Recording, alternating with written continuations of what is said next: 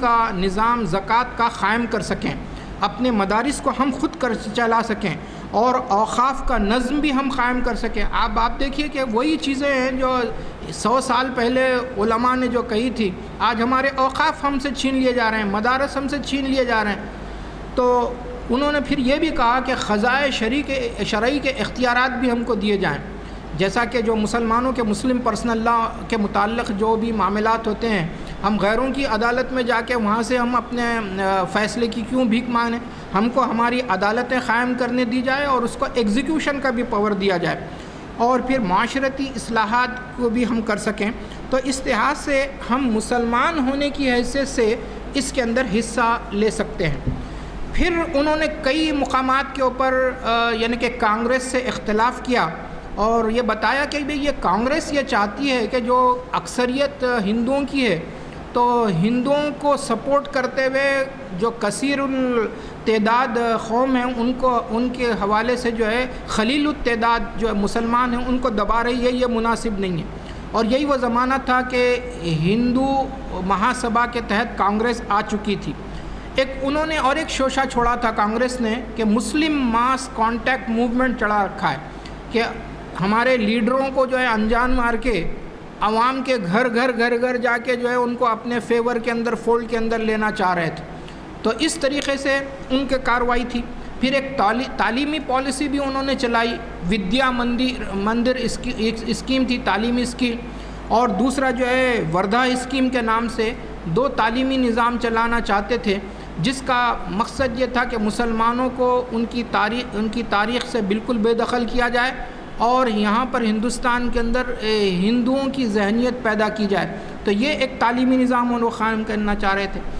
پھر اور ایک بات یہ کہ ہندی کو جو ہے قومی زبان کی حیثیت دی جا رہی تھی، اور یہ کہا جا رہا تھا کہ بھئی اگر آپ اردو بھی لکھیں تو وہی ہندی کے اسکرپٹ کے اندر، جس کو جو ہے دیوناگری اسکرپٹ بولتے ہیں، اسی اسکرپٹ کے اندر آپ کو لکھنا ہوگا۔ پھر یہ چاہ رہے تھے کہ بھئی اب آج ہم انگریز سے لڑ رہے ہیں، لیکن جب انگریز یہاں پر چلے جائیں گے یہاں سے، تو یہاں پر جو حکومت قائم ہوگی تو وہ قومی، لادینی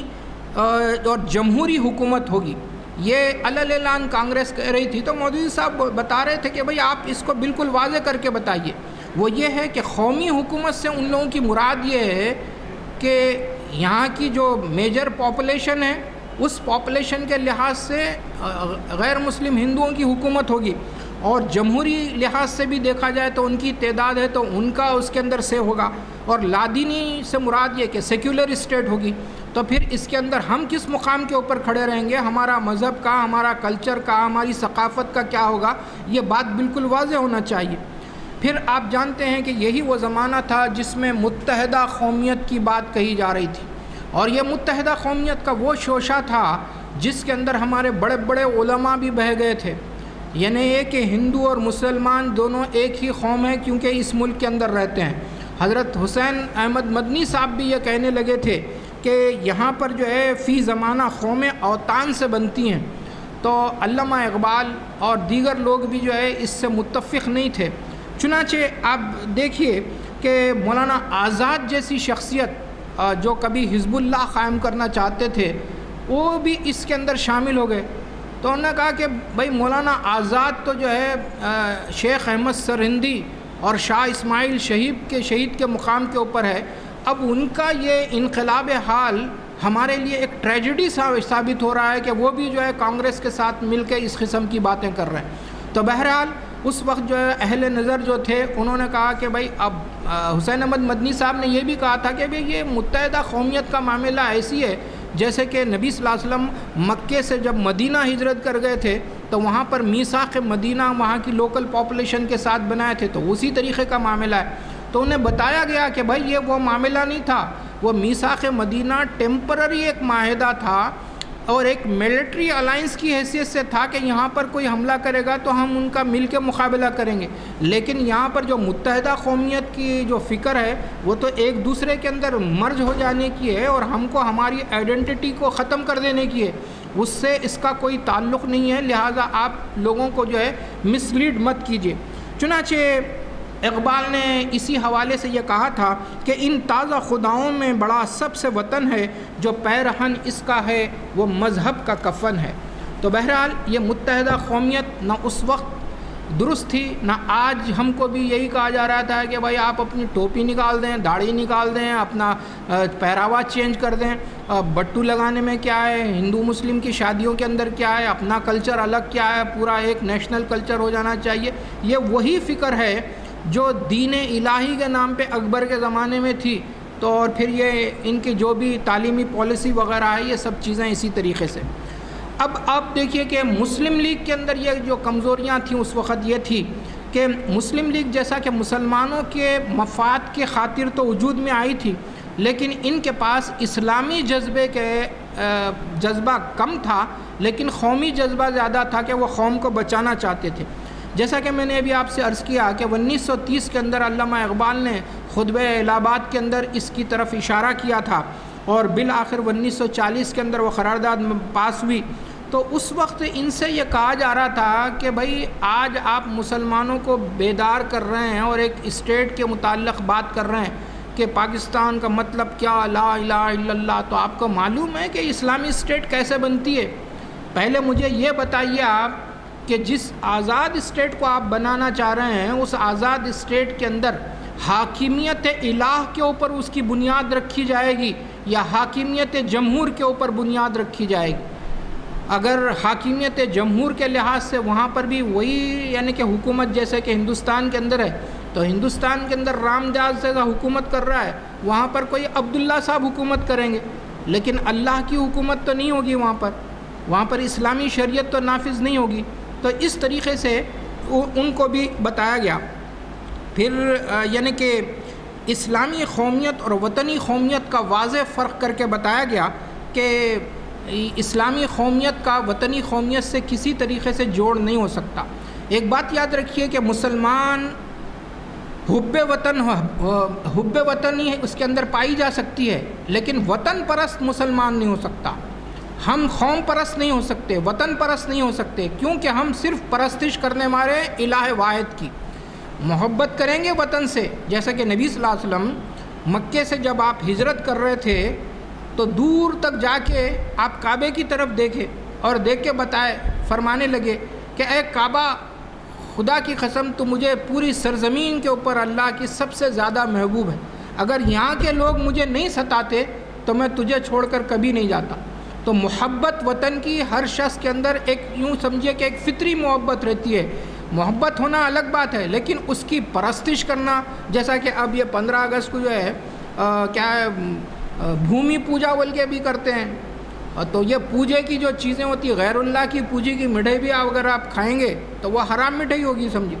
تو اس لحاظ سے اس کا خیال رکھنا چاہیے۔ تو اقبال نے بھی یہ کہا تھا کہ اسلام تیرا دیش ہے، تو مصطفی بھی ہے، یعنی کہ ہم کسی کے اوپر قربان نہیں ہو سکتے۔ اب اور آگے آئیے، جیسا کہ میں 46 تک کے باتیں بتایا تھا، تو سن 46 تک کا پہنچنے تک کا یہ بات بالکل واضح ہو جا رہی تھی کہ بھائی مسلمان، حالانکہ اس وقت جو ہے یہاں پر ڈاکٹر عبداللطیف صاحب تھے، انہوں نے بھی ایک خاکہ پیش کیا تھا، مودودی صاحب نے بھی خاکے پیش کیے تھے، تو 3 باتیں اس کے اندر تھی۔ ایک تو یہ کہ بین الاقوامی وفاق کی بات کہی گئی تھی کہ ہندوستان کے اندر جتنی بھی قومیں ہیں وہ مل بیٹھ کر جو ہے ایک وفاق بنا لیں اور اپنے اپنے طریقے سے زندگی گزاریں۔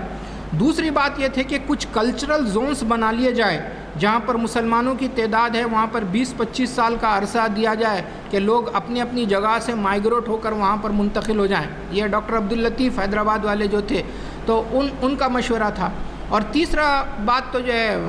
مسلم لیگ کی تھی کہ بھائی اگر یہ 2 پلان نہیں بنتے ہیں تو تیسری چیز تو جو ہے تقسیم ملک ہونا ہی ہے۔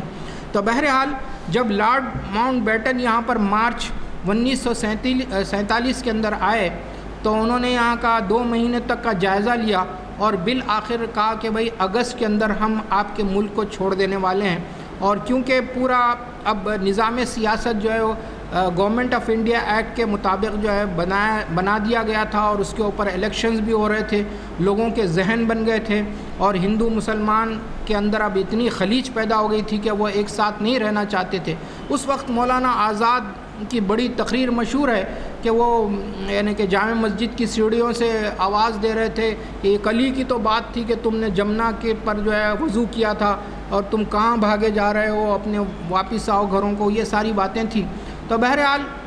ایک تاریخ کا فیصلہ تھا، جو ہونا تھا سو ہو گیا، اب ہم اس کو نہیں بدلا سکتے۔ لیکن آپ دیکھیے کہ یہ تقسیم جو ہوئی، اس تقسیم کی وجہ سے 1.5 کروڑ یعنی کہ لوگوں کو اپنی جائیدادوں، اپنے وطن سے جو ہے اکھاڑ پھینکا گیا، ادھر کے لوگ ادھر آئے اور ادھر کے لوگ ادھر گئے، تو 1.5 کروڑ آبادی، 1.5 کروڑ گھر اپنے اجڑ گئے اور پھر بعد میں بسنے کی کوشش کی۔ اور آم و درخت کے اندر میں اس کے اندر بہت سارے ویڈیوز بھی دیکھ رہا ہوں، تو سب لوگ یہ کہتے ہیں 10 سے 12 لاکھ آدمی جو ہے ہلاک ہوئے اس کے اندر، کوئی معمولی تعداد نہیں ہے۔ جب ہندوستان سے ریلیں جاتی تھی تو بولے زندہ لوگ بیٹھتے تھے، وہاں پہنچنے تک کا کئی لاشوں سے جو ہے ڈبے بھرے ہوئے رہتے تھے، اور راستے کے اندر آپ دیکھیے ویڈیوز وغیرہ کہ بیل گاڑیوں کے اوپر پیدل اور اپنے بوڑھے ماں باپ کو کاوڑ کی طریقے سے جو ہے 2 بھائی جو ہے بیچ میں بوڑھی ماں کو بٹھائے ہوئے جا رہے ہیں، کھانا نہیں، پانی نہیں، کہیں پہ بھی رک رہے ہیں، روٹیاں جتنے ہیں وہ پکا کے کھا رہے ہیں، بڑی مشکلات سے لوگ پہنچے، اور پھر یہاں پر لوگ جمع ہوئے ہمایوں کے مقبرے کے پاس، وہاں پر جمع ہوئے، پھر وہاں سے بڑی مشکلات سے بہرحال وہ چیز قائم ہوئی۔ اب سوال یہ ہے کہ بھائی پاکستان جس نام سے بنا تھا، کیا وہاں پر واقعی اسلام نافذ ہو گیا؟ میرا بھی 2-3 مرتبہ پاکستان جانے کا اتفاق ہوا، تو میں دیکھا بھائی جتنی نالائقیاں، بدتمیزیاں یہاں پہ ہے، وہ ساری چیزیں وہاں پہ ہے، بس فرق یہ ہے کہ وہاں پہ مسلمانوں کی میجارٹی ہے، یہاں پہ غیر مسلموں کی میجارٹی ہے۔ جس نام کے لیے بنایا گیا تھا وہ نام کا مقصد تو اب تک حاصل نہیں ہوا، سمجھو،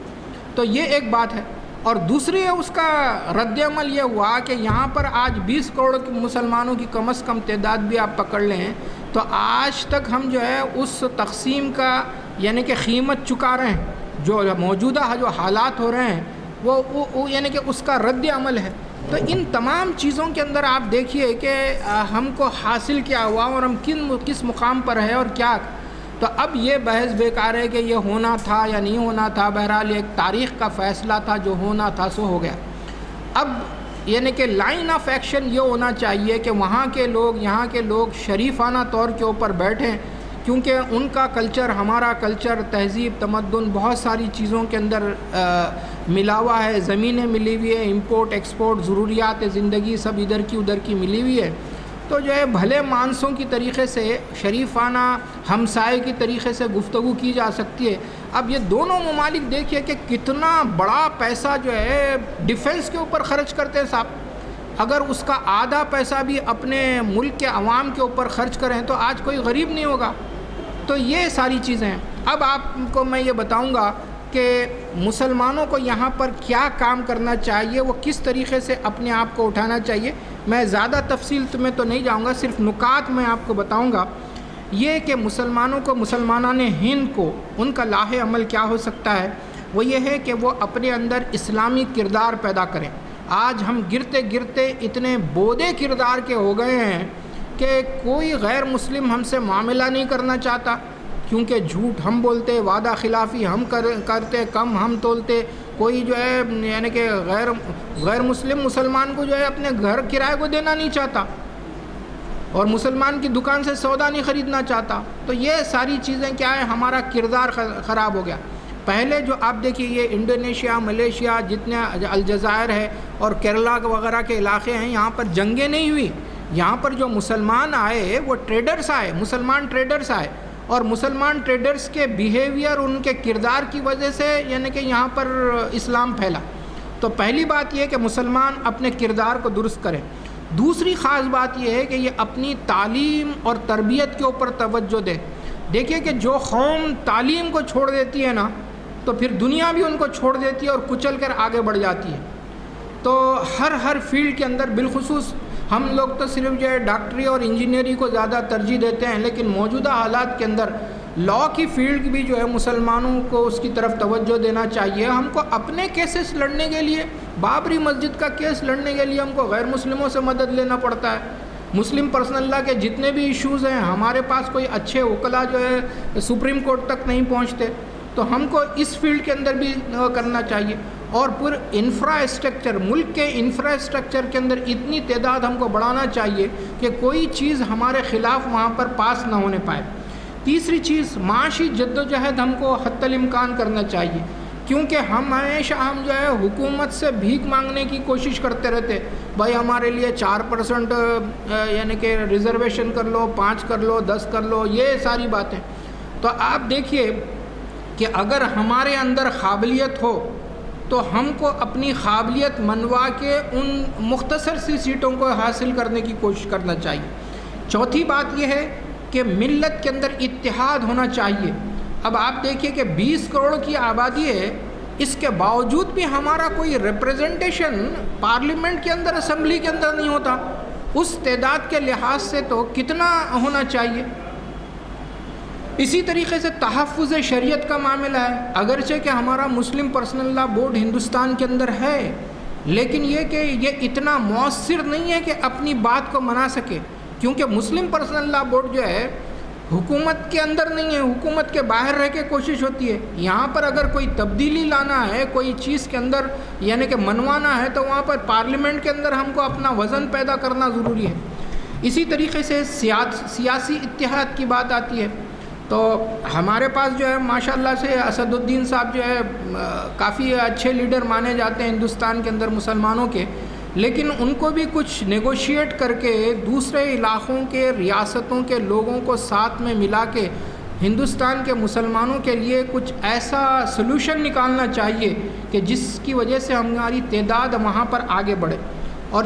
ساتویں اور آخری چیز یہ ہے کہ اسلام کے متعلق جو غلط فہمیاں ہیں غیر مسلموں کے اندر، ان غلط فہمیوں کو دور کرنا چاہیے. دعوت و تبلیغ کا کام بھی ہر حالت کے اندر ہم کو کرنا ہے. جیسا کہ ہم دیکھ رہے تھے گزشتہ چند سالوں کے اندر بہت سارے مساجد والے جو ہے اپنی مسجدیں کھول دیتے ہیں، غیر مسلموں کو بلاتے ہیں اور ان کو بتاتے ہیں کہ بھائی ہم نماز کیسا پڑھتے ہیں، پہلے وضو کیا جاتا ہے، ہماری نماز کی جماعت بنتی ہے، ایک امام ہوتا ہے، یہاں خطبہ ہوتا ہے، یہ ایسی ایسی چیزیں ہوتی ہیں. تو اس طریقے تو ان کے اندر جو زہر بھر دیا گیا ہے، اس زہر کو جب تک کہ آپ نارملائز نہیں کریں گے، اس وقت تک کہ یہ خلیج دونوں کے اندر برقرار رہے گی. تو بہرحال یہ چند باتیں ایک صفحہ میں آپ کو سنا کے اپنی گفتگو ختم کر رہا ہوں، کیونکہ اپنے عنوان کے لحاظ سے یہ بات صحیح ہے کہ آزادی ہند کی جد و جہد میں مسلمانوں کا کیا حصہ ہے. بنیادی طور پر یہ بات سمجھ لینی چاہیے کہ جو بیرونی حملہ ور تھے جیسے نادر شاہ، احمد شاہ ابدالی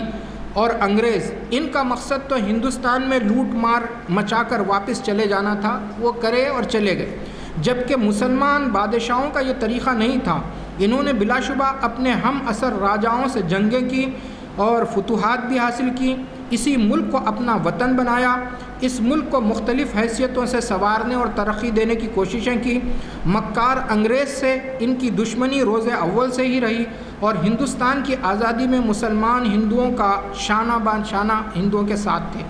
بنگال کے نواب سراج الدولہ ہمیشہ انگریزوں کے مخالف تھے، اس لیے ان سے جنگ پلاسی 1757 میں لڑی گئی اور وہ شہید ہوئے.